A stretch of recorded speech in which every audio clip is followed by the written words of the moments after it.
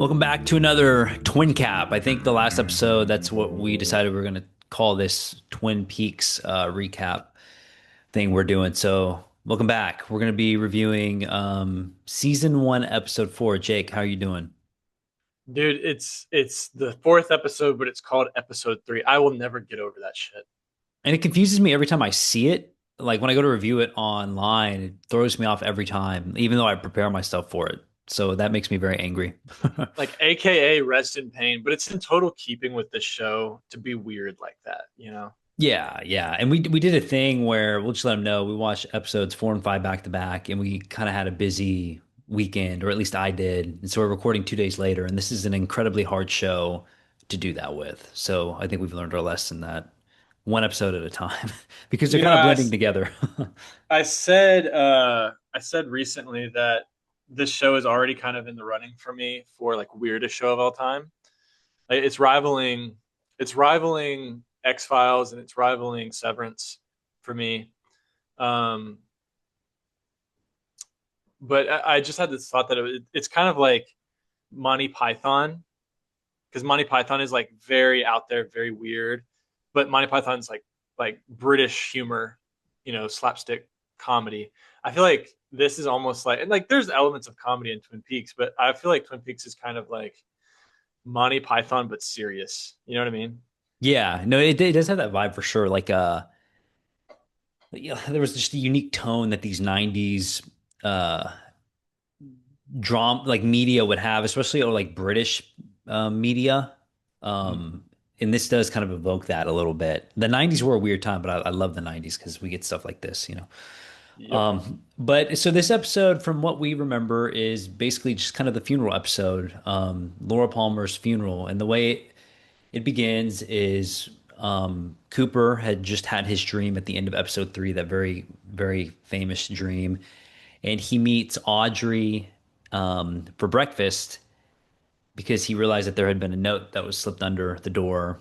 And he's kind of talking to her, and that was kind of a weird, bizarre moment. And then he immediately calls Truman to kind of discuss his dream and what he thinks about that. So it was like, did you expect it to go any other way, like leaving the dream sequence? Because episode three left on such a weird note. Like, were you Yeah. surprised to see it just like, what were your thoughts? What did you expect to happen? I thought it was a little bit of a parlor trick to be like to end the prior episode with "I know who the killer is," and then get to the next episode and be like, "Just kidding, my subconscious knows who the killer is, but we have to figure that out." It was just a little. I mean, it's like on par for the course. It's just as someone who wanted to know who the killer was, it's of course frustrating, and they're trying to frustrate me. So mission accomplished. Yeah, no, yeah, it's TV, of course, TV classic TV fucking Yep. show. But the so right before I get to the funeral, I wanted to mention one quick scene. Rosenfield, which is, if you remember, Cooper's colleague who's in town, who Cooper does not really like or get along with. He wants to conduct like further postmortem on Laura, just to do some further investigation. And there's some arguments that ensue, and I think Rosenfield ends up getting punched in the face, if I remember correctly. But after all of that, we learned that when she was killed, that she'd been addicted to cocaine, and that she'd been clawed by a bird. So those are just two more facts. There's so many like weird little facts with this like Mm-hmm. case, and it's just it's important, but it's also so much to keep up with. I mean, you're kind of getting hit with all of these random things, and it just gets even more confusing. So like, I guess does it continue to kind of make you think like what's going on with like what happened?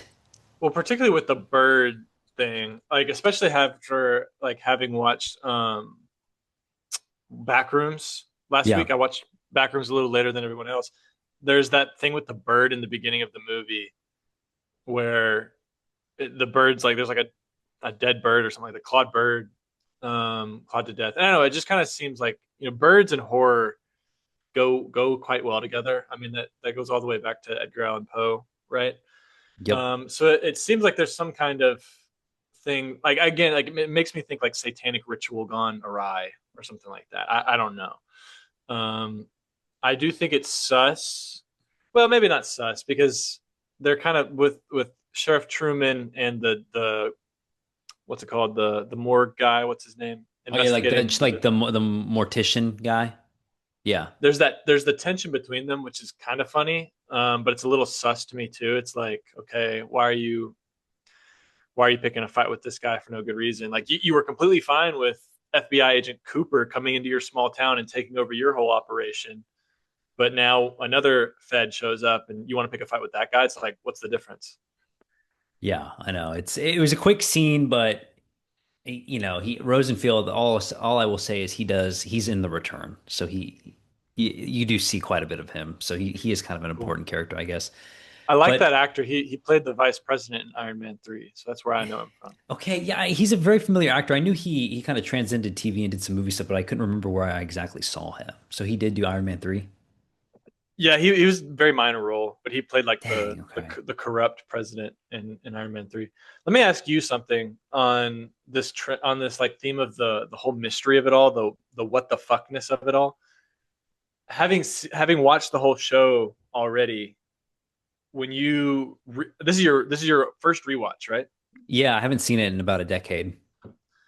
So having a rough, memory of what happens, does this make more sense to you than it does to me, or is it still confusing for you? It's still confusing, but you know what's funny? The thing that I'm finding the most that I find the most intriguing about the rewatch is that I do remember bits and pieces of the scenes, but there are so many characters. Like even Rosenfield, I forgot all about him. When he popped up, I was like, I didn't even remember who he was. But I remember how certain scenes made me feel, and when I'm watching these scenes play out, like the feeling that I have inside me, I'm like, that's what I felt when I watched it the first time. It's very weird. Like Lynch is kind of the only guy who can do that, where I remember Yeah. how I felt instead of remembering how it played out. It's very weird. Mhm.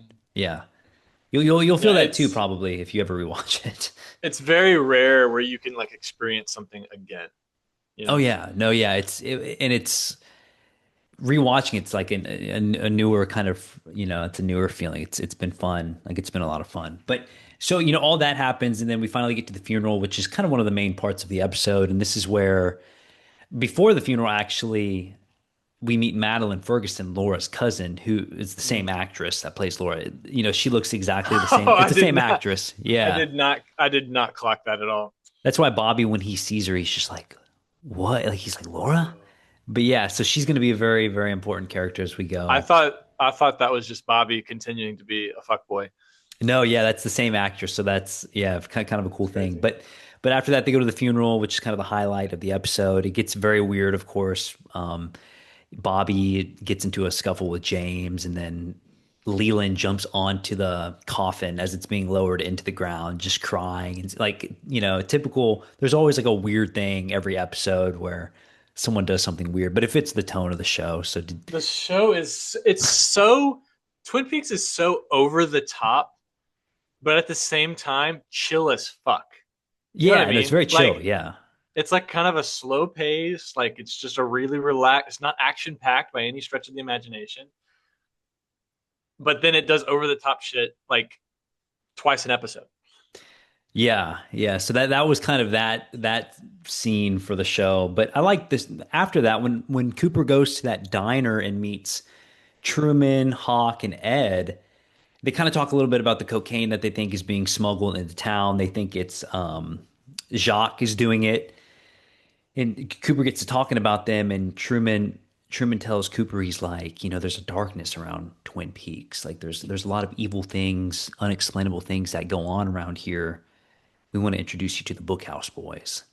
And Cooper's like, okay. So they kind of Okay, like, which is, first yeah. of all, you cannot convince me that that wasn't a fucking ripoff of Stephen King's Derry, Maine, because Oh in yeah. all of Stephen King's books, most prominently it, but in all of his books that deal with Derry, Maine, there's always some like one-off line where it's like there's something very wrong with Derry, you know? Yeah, and there's always some kind of gang too, like the Yes, yeah, Losers Club, right? That's what the one in yep. it. And so yeah, definitely borrows from that. But it's kind of cool. We get to see, there's the townspeople recognize that weird stuff goes on, and that Laura's case is probably much weirder than it appears. So they bring Cooper into this room, and James is there, and they're holding Bernard with which is Jacques' brother, who they suspect is smuggling the cocaine in, Right. and they question him, but he denies the crime, but they're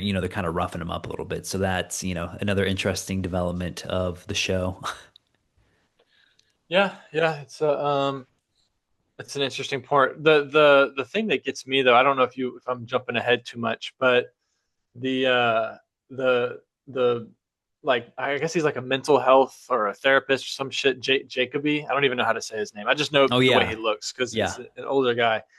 Like this show, like I know it's a product of its time. I'm not trying to get political here, but like it makes me uncomfortable just how casual, like at a meta level, the show is with this like affair between the doctor and like ostensibly like a senior in high school, Laura.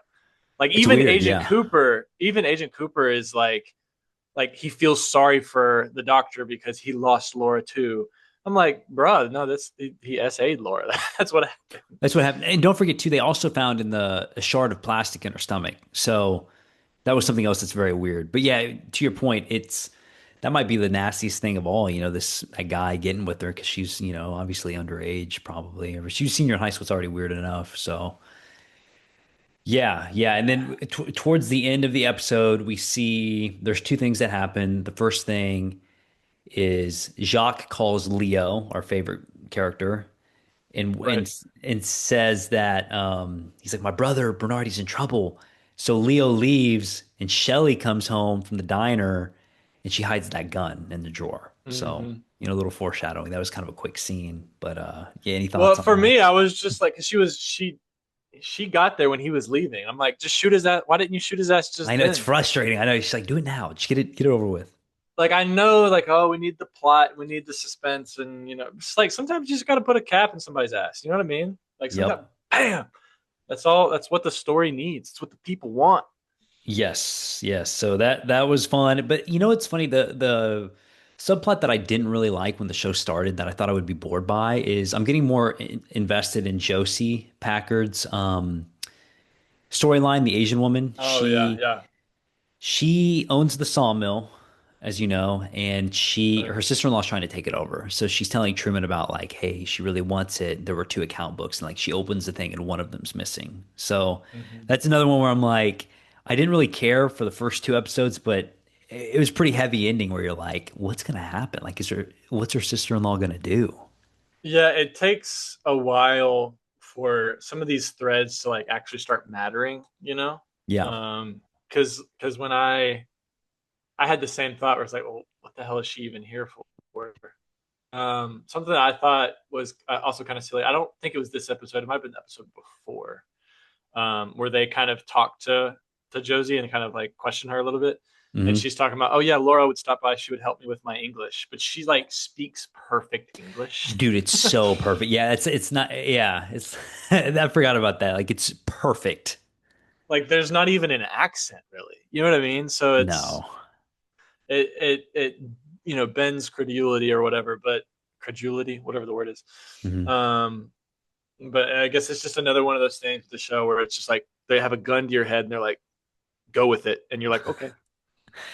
Yeah, I know. It's I would say what do you anticipate for five, but we've already seen that. Is there anything else you want to talk about with four before we move on to number five? I think that's all I've got for four. All right, cool. Yeah, beyond if you're watching this right now, episode five is definitely episode five recap is definitely already up. So go ahead and check that out.